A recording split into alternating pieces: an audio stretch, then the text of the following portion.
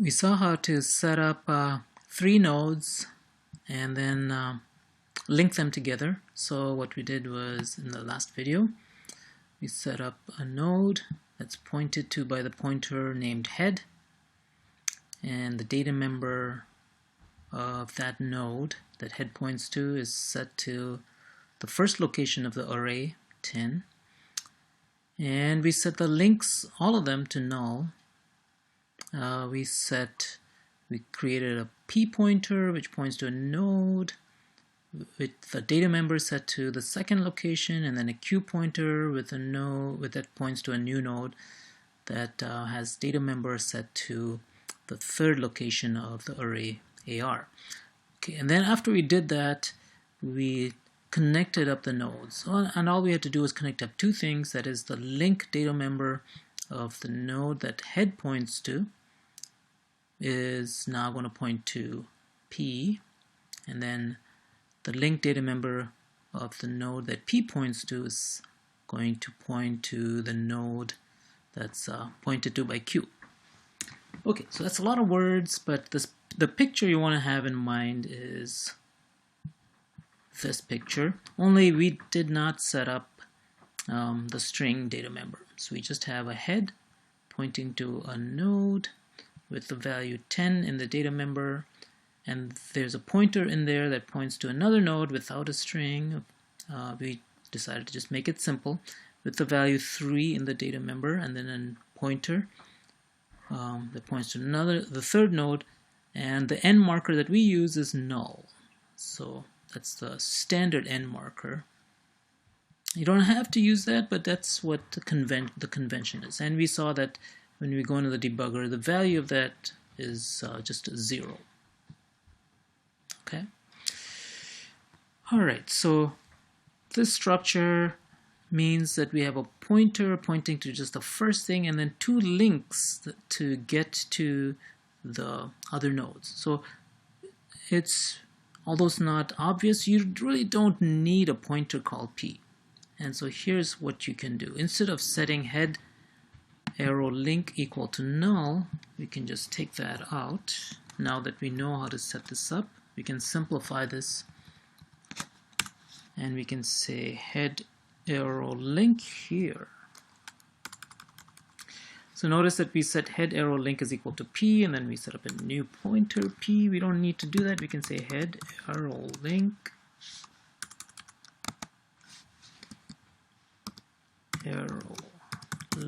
is equal to new node, because link is just a pointer to node, and so this is okay. This is perfectly fine. And now we don't have a P anymore. We got rid of it. So we're going to say head arrow, and this is where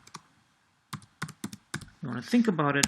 Think about what this means. We're saying head arrow link arrow data. So head points to a node with a link data member. That link data member of the node that head points to is now going to point to a new node, and we're going to set the data member in there equal to the second location of the array, and we can get rid of this too, just like we did before.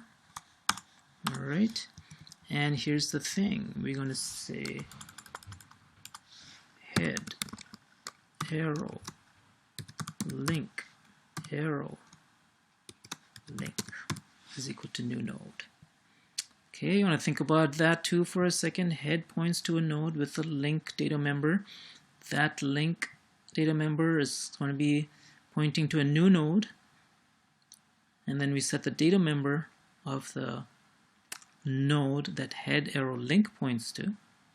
Now, in that new node that we just created in the last statement, this one right here, we are going to say in that new node, we're going to set the link data member to yet another node, which we used to call Q, or which we used to point to with the pointer called Q.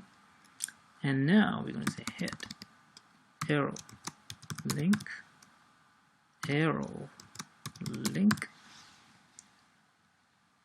data. So it's going to be a little bit of work to keep all this straight, but I'm hoping that you can do it.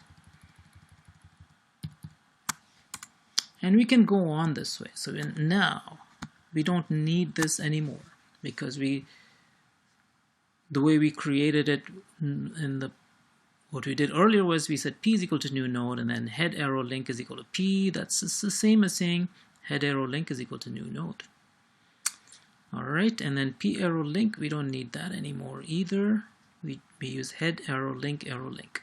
So now nobody actually writes code this way, because this is going to be messy. If you have 10 items in your array that you want to put into a linked list, this would work, but it's also going to be very prone to errors, and so nobody actually uses this very much beyond, let's say, 1 or 2 levels of links. Once you get to this stage, it's just way too much trouble. Okay, so this will actually work. So to show you that, what I'm going to do is I'm going to set up a method called print. Okay, and what I'm going to do is I'm going to set up this method so that all I need to know is the pointer to the first node in the list. That's all I need. Okay, so I'm going to set up a void method, print, and head is of type pointer to node, so I'm going to say node star p. All right, and then what I'm going to do is at the bottom, I'll set up the actual method. Void print node star p, and this is what I have to do. So remember that there's going to be these links, and there is something that marks the very end. I'm going to depend on that. I'm going to depend on that end marker being null. So here's where I do it. I'll say while p not equal to null, I'm going to keep going. All right. Now I'm going to say cout p arrow. So p is a pointer to type node, and so there's only 2 things I can print out: data and link. I don't need the data so much. I don't need the link so much. I need the data. So I'm going to put in data. I could print out the link too, but I'm going to not do it, because it's not really part of what we're really storing. It's just our overhead in storing in a linked list. Okay, so I'm going to print out p arrow data, put a space, and now here is the one statement that you will need to figure out what to do with, what this means, and so on. Here it is. If you can understand this, it turns out much of the rest of this semester will be pretty easy. If you know what this means, p is equal to p arrow link, then you'll be in really good shape. All right. I'll explain it in just a second. I'm going to say that I need an end line when I'm done with printing the list. Okay, so what happens is you're going to call print with the head as the argument, and so this print has one parameter p, which is a pointer to node. So if we're going to pass in head, we'll check if head, essentially if head is equal to null or not. If it's not equal to null, go into this loop body, print out in the first time around, it'll be head arrow data. So that will be the first thing. Okay, so it should be the 10. Now, what will happen is, here's the critical statement: p is equal to p arrow link. What does this mean? This means that you're going to go and get the address, or the address of the next node in the list. So remember, you're going to get in your node struct, you have a second data member, which is a pointer to another node. Now you're going to set p is equal to, p used to point to the first node. Now you're going to get a pointer to the second node and put that into p. So this now, p is now, when the statement is executed, is going to point to the second node. You go back up, check if it's null. It's not going to be. We know we have 3 nodes. Print out the data int, And then we do the same thing all over again. We get the link data member of the second node, which is a pointer to the third node. Put that into P. Now P is pointing to the third node. You do this again. P won't be null because we know we have 3 nodes. We print out the data member of the third node. And now here, remember that at the...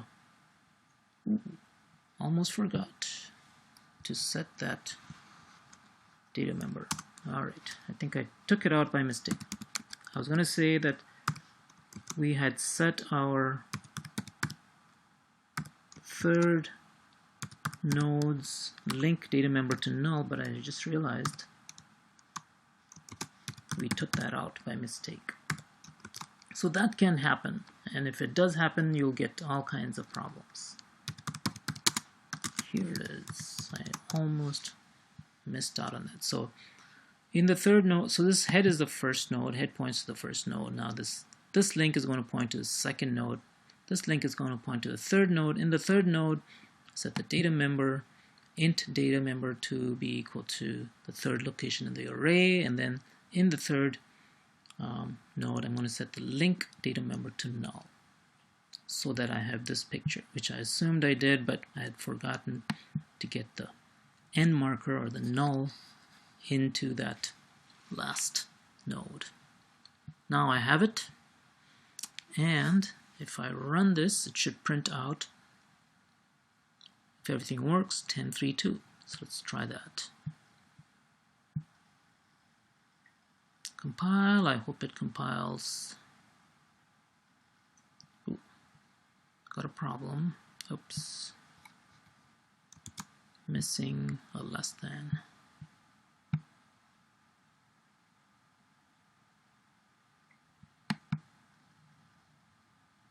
Alright, let's try it again. Looks like it worked, and let's run it. And it gives us nothing. Alright, while P is not equal to null. Alright, we have to debug. I'm not sure where the problem is, but let's go into the debugger.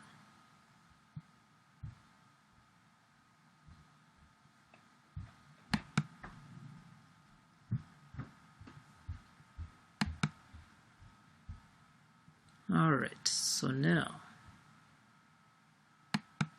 we print out linked lists, we have an array, we create a new node, and at this point we should be able to see there's our head.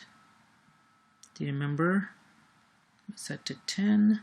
Link is actually, I think we might have just lucked out with it being set to null. Let's step over this next. We create a new node, and you can follow this new node in this chain of links. You should be able to follow this chain. It's got a 3 in it, and this data member is, the link data member is actually set to null. I don't think we can always rely on that. Usually it's better to just set it yourself. Now I can follow this link again. You got a 2 in there, so everything is perfect. And I set head arrow link to null. Alright, that looks good.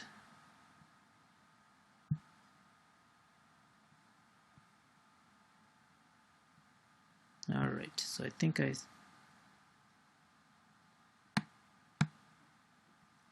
might have found the error. Head arrow link, I cannot do that. I think I have too many levels. 1, 2, oh yeah.